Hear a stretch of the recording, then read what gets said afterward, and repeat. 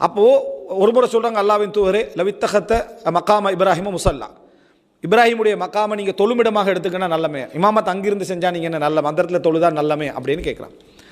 அப்போ சொன்ன கொஞ்சம் காலப்பகுதியிலே அல் குர்ஆன் வசனம் இறங்குது, வத்தஹிது மின் மக்காமி இப்ராஹிம முசல்லா, இப்ராஹிமுடைய அந்த மக்காமை நீங்கள் தொழுமிடமாக எடுத்துக்கொள்ளுங்கள் இறங்குது.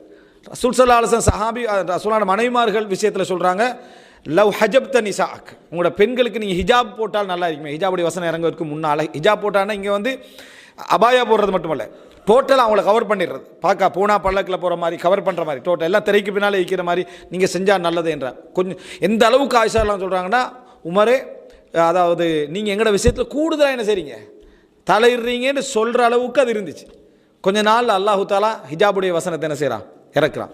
ரசூலுல்லாஹ்வோட விஷயத்தில் மனைவிமார்கள் வந்து கொஞ்சம் அதாவது அதிகமாக நடந்து கொள்வதற்கு ரசூலுல்லாஹ் உரிமை கொடுத்துருந்தாங்க.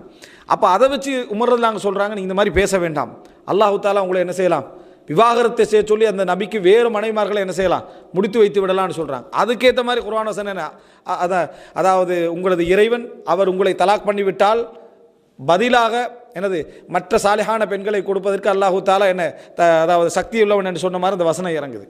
இதை உமர் இப்னு கத்தாப் ரலியல்லாஹு அவங்களோட உள்ளத்தில் எவ்வளோ பெரிய கௌரவத்தை அதை ஏற்படுத்தி நினச்சி பாருங்க. சொல்கிற ஒவ்வொரு கட்டத்துக்கும் அல்லாஹுடைய வசனம் என்ன செய்யுது இறங்குது. பத்ர் யுத்தத்தில் கைதிகளை என்ன செய்யணும் என்பதுக்கு உமர் ரலியல்லாஹு என்ன முடிவெடுத்தாங்களோ அந்த வசனம் என்ன செய்யுது இறங்குது.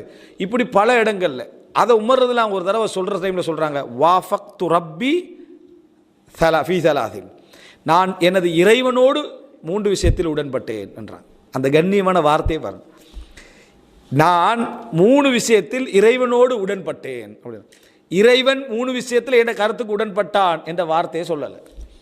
இதுதான் அந்த குர்ஆனுக்கு அவங்க கொடுத்திருந்த விஷயம், அந்த வார்த்தை பிரயோகம் வாஃபக்து ரப்பி ஃபீ ஸலாஸ், எனது இறைவனோடு நான் 3 விஷயத்தில் உடன்பட்டேன். அப்படின்னா நான் அதில் ஒத்து போயிட்டேன். உடன்பட்டேன்னா நான் ஏற்றுக்கிறேன்ல, ஒத்து போயிட்டேன். இறைவனுடைய வகைக்கு ஏற்ப நான் 3 விஷயத்தில் ஒத்து போயிட்டேன்னு சொல்கிறாங்க. இது கண்ணியம். இப்போ இப்ராஹிம் அலைஹிஸ்ஸலாம் பாருங்கள், சொல்கிற டைமில் என்ன, அவன் தான் எனக்கு உணவளிக்கிறான், அவன் தான் எனக்கு நீர் புகட்டுகிறான், நான் நோய்வாய்ப்பட்டால் அவன் தான் என்னை குணப்படுத்துகிறான்டா, அவன் தான் எனக்கு நோய் தாரான்னு சொல்லலே, அவன் தான் எனக்கு நோய் தருகிறான், அவனே என்னை குணப்படுத்துகிறான்னு சொல்லலை. இதா மரில்து, நான் நோய்வாய்ப்பட்டால் ஃபஹுவ யஷ்ஃபீன், அவன் என்ன செய்கிறான் குணப்படுத்துகிறான். அதுதான் அல்லாஹ் தான் எல்லாருடைய தக்தீரும். ஆனால் பேச்சொழுக்கம் என்ன செய்யணும், அந்த சரியான வார்த்தை பிரயோகம் சொல்கிறது. யூசுப் அலைஹிஸ்ஸலாம் என்ன சொல்கிறான், அல்லாஹு தாலா என்னை சிறையிலிருந்து வெளியெடுத்ததன் மூலம் எனக்கு உபகாரம் செய்தான்.